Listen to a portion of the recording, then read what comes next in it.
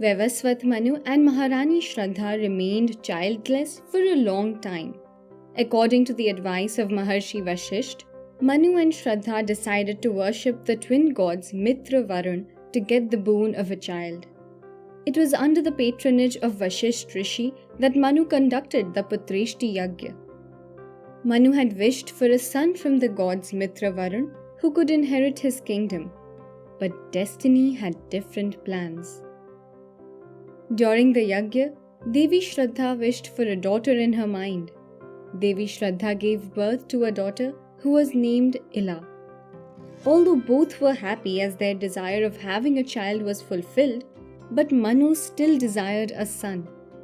Therefore, he went to Maharshi Vashisht again. "O Brahmarshi, you know that I need an heir after me to run the entire kingdom. That is why I had expressed the wish of a son to you." Manu requested his guru to grant him a son. "O king, if you have received a girl after the Putreshti Yagya, then you should accept it. This is the law of the land, and it would be unfair to interfere in it." Vashisht Rishi urged Manu to accept this fate. Manu was desperate to have a son and was not in a position to accept the words of Guru Vashisht. Therefore, Vashisht Rishi accepted the prayer of Manu and changed the gender of the child using his powers gained from many years of penance. The firstborn child of Manu and Shraddha now became famous as Sudyamna, and after Manu, he took over the kingdom. One day while hunting, Sudyamna mistakenly entered the Sarvan forest while chasing a deer. Sarvan was the prelude to Mahadev and Shakti. According to the command of goddess Parvati, there was no entry of any other man except Lord Shiv. If a man violated this rule, he would be converted into a woman. Sudyamna had made that mistake. As per the enchantment, Sudyamna had now taken the form of a very beautiful woman. Along with him, his horse Chandraprabh had also undergone a gender change. Seeing his transformed feminine form, he got shocked. Surprised, Sudyamna knew very well that it was impossible for him to return to the kingdom in this female form. Therefore, he started living in the same garden. After wandering in the Sarvan forest for a few days, Sudyamna came to Brahmarshi Vashisht. On seeing Sudyamna as a woman, Vashisht understood the purpose of his arrival. "O Brahmarshi, no thoughts stay hidden from you. Please understand my helplessness in this female form and put an end to this suffering." Sudyamna prayed to Guru Vashisht. "I am fully aware of your pain. You were born as a woman.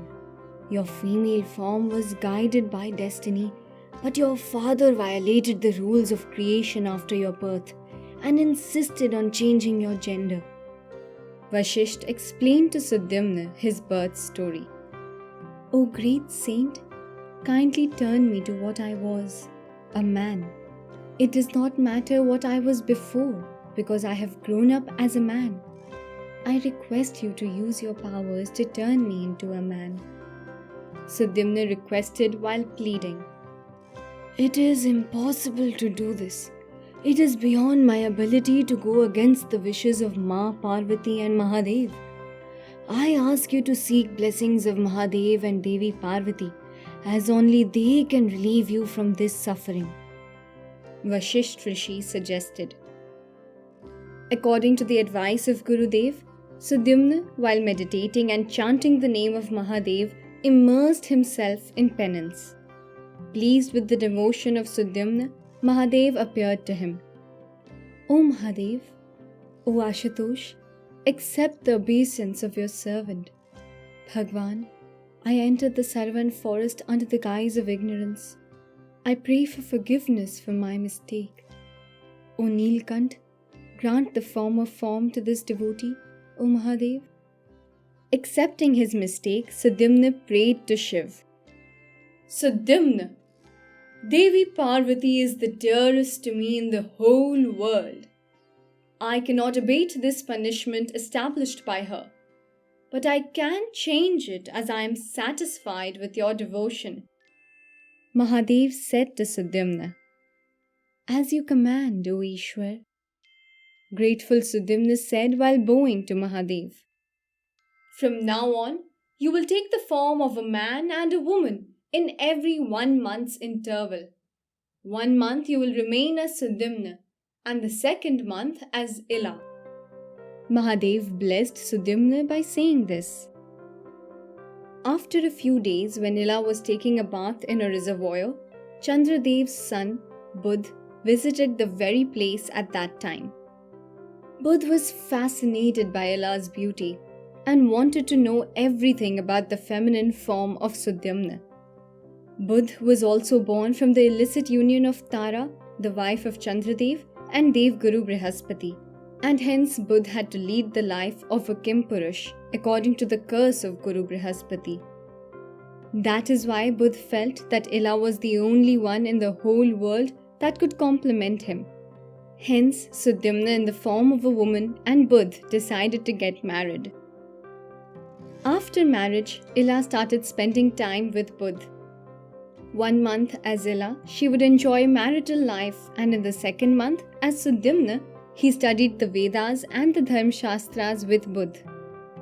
After spending a year in this manner, Ila gave birth to a son named Pururava. After a few days, Sudyamna returned to his kingdom with his successor, Pururava. After Pururava grew up, Sudyamna handed over the duties of managing the kingdom to him and devoted the rest of his life to the worship of Mahadev and Devi Parvati. After Sudyamna, Vaivasvat Manu had more sons. Sudyamna's younger brother, second-born son of Vaivasvat Manu, Ikshvaku, started Suryavansh, the great solar dynasty in the name of his grandfather. In this dynasty, we had kings like Harishchandra, Bhagirath, Dilip, Raghu, and Maryada Purushottam Prabhu Sri Ram. Sudyamna's son, Pururava, also established Chandravansh, the great lunar dynasty in the name of his grandfather Chandra, which had kings like Nahush, Yayati, Dushyant, Bharat, Shantanu, and the Kaurav and Pandav brothers. After the conclusion of the Mahabharat war, when Abhimanyu's son Parikshit urged Maharshi Shukdev to learn about the history of his ancestors and the connection between Chandravansh and Suryavansh, Mahatma Shukdev narrated to him this legend of Ila and Budh.